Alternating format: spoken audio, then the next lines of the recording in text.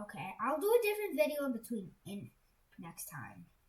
Welcome to part 3 of the read aloud of That Too Loud, Dave the Villager. So, this is going to be chapter 3 of it, and also episode 3. This one's going to be relatively short because of it's 5-page long. Not the shortest one yet. I normally just do an intro till it's been 1 day long. So, yeah. You should probably watch the other episodes before this one. Then you really won't know what's happening.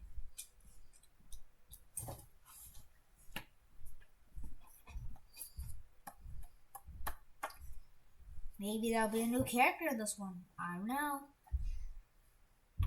Chapter 3. Porkins. Wah! Dave fell toward the lava, flailing his arms like a crazy person.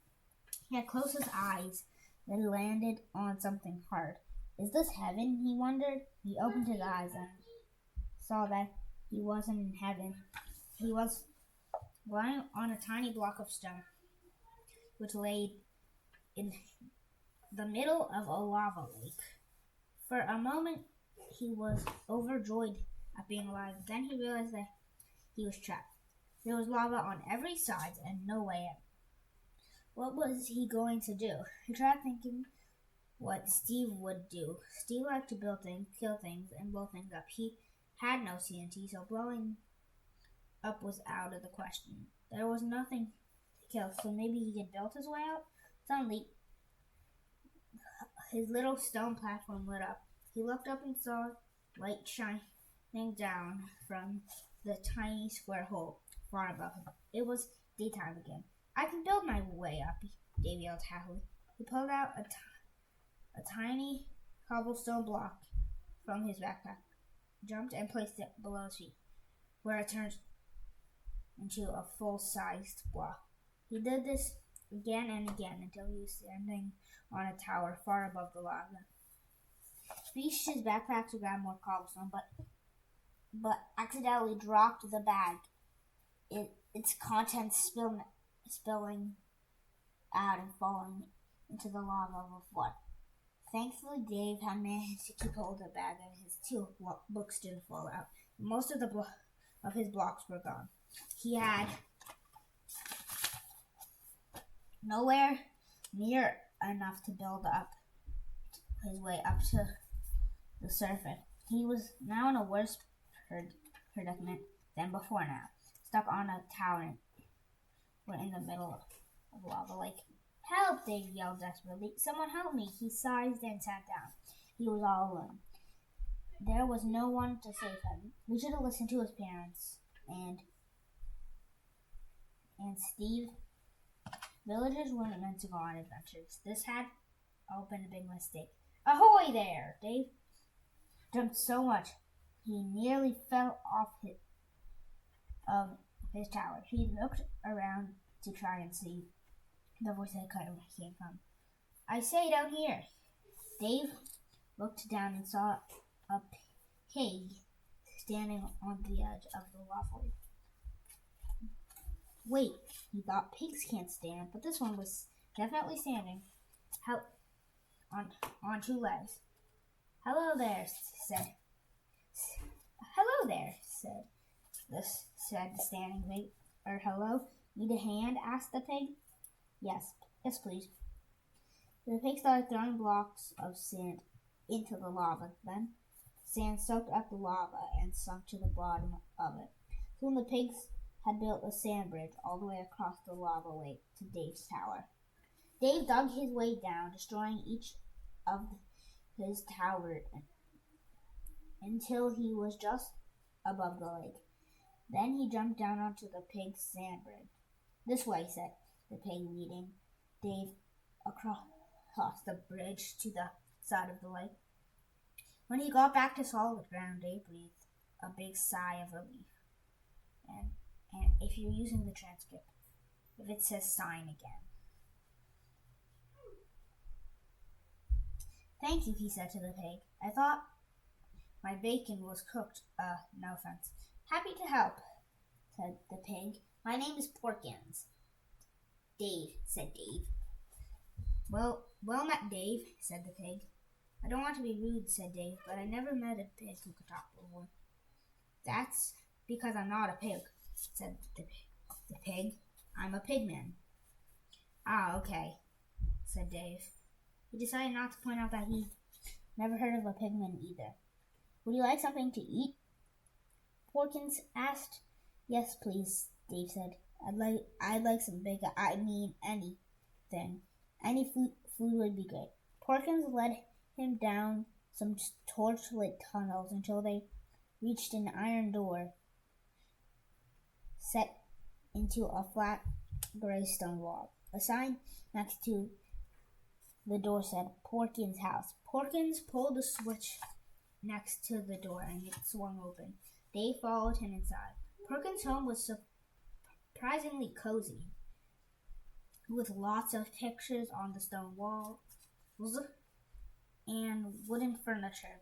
Dave sat down as the pigman cooked some mushroom stew in the furnace. The reason why it's actually 5 pages is because most of the pages have pictures in this chapter that you can't see. I'm very annoyed about that. Tax reading. When the stew was ready, the two of them ate at the wooden table. After they finished, Porkins made some pumpkin pie. When the meal was finally over, Dave was stuffed. Phew, said Dave. I ate like a pig. No offense. But Porkins didn't seem to take offense at anything. He was always happy and smiling. How come you live underground? Dave asked him. Or is that something all pigmen do? A dark look crossed Porkins' face. I'm the only pigman left, I'm afraid, Porkins said sadly. I moved underground as it reminds me of my home. They wanted to ask what happened to the other pigmen, but Porkins looked sad that he decided now wasn't the time. I'm from a village, Dave said on the surface. I'm on a quest to hunt down the Ender Dragon. Why? Porkins answered. Did it do something bad? Well, no, said Dave, but it's a dragon, and it's a hero's job to slay dragons. Fair enough, said Porkins. Can I come with you? Dave was taken aback. It's going to be very dangerous, he told the pigman. I mean, I'll probably have to fight all sorts of monsters on the way. And then there's the dragon. That's fine, said Porkins. It all sounds spiffing, actually. I've been bored out of my mind living by myself. An adventure sounds just the ticket. I mean, you'll need a sword, said Dave. And as I said, it will be very dangerous. Dave had always thought of adventures as something you did on your own. A hero out in the wild, just his sword to protect him. As nice as Porkins seemed to be, Dave thought he'd just get in the way. What? Will this do? Porkins asked. He opened a chest and pulled out a sword shimmering with a shimmering blue blade. Dave's mouth dropped open. Is that, he mumbled, unable to get his words out. Diamond, said Porkins happily. There's not much to do down here except mine. I got a spare one if you'd like it. He pulled out a second diamond sword and handed it to Dave. Thank you, said Dave. No problem, smiled Porkins. I'm sure you'll do the same for me as a friend. Dave went. Maybe having a companion on his quest wouldn't be so bad after all. That night they stayed at Porkins' house. Porkins' house. I don't know. Dave slept on the spare bed. No one ever used it before, Porkins happily informed him. But then in the morning, Porkins made them breakfast. Dave stopped himself from asking for bacon just in time.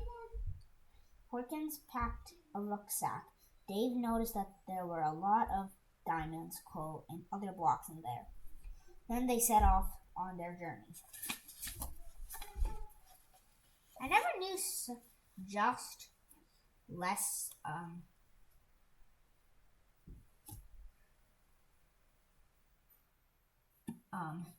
reading a chapter like only a lot less pages boosted it down from 20 to 13, and then just by like 2 pages it makes the video go to 10 minutes long. Yeah, this could take a while. And don't worry, I have all the books for this thing. I used to read this with my grandma, and I used to read this back then, but with no real purpose. And now I have you guys I can read it too. Thanks for watching, and I'm gonna make this video exactly 11 minutes long. Crafty Squad, love you, and Crafty Squad is out.